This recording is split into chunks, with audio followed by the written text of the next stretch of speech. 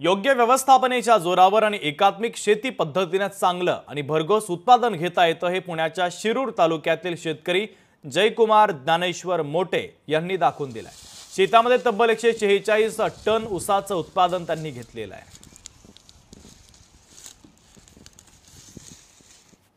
साधारण एक ऊस 4 महिन्याचं झाल्यानंतर मी ते सरी फोडून घेतला। त्याच्यानंतर पाण्याचं व्यवस्थापन झालं व्यवस्थित। त्याच्यानंतर एक 2 पाण्यानंतर नंतर परत 82 ह्युमिक आणि गोल्ड हे औषधं सोडली तर साधारण माझा 17 महिन्याचा ऊस झाल्यानंतर 58 ते 60 कांड्यावरती ऊस होता। त्यांना ऊस लागवडीच्या नंतर सुरुवातीपासून प्रॉपर म्हणजे शेवटपर्यंत प्रॉपर नियोजन केलं आणि ज्या पद्धतीने ते सांगन म्हणजे कधी पाण्यातून खतं सोडायची, कधी काय कोणते प्रोडक्ट सोडायचे हे त्याप्रमाणे म्हणजे सांगत राहिलो, त्या पद्धतीने ते करत गेले। त्याच्यामुळं म्हणजे ज्या पद्धतीने त्यांनी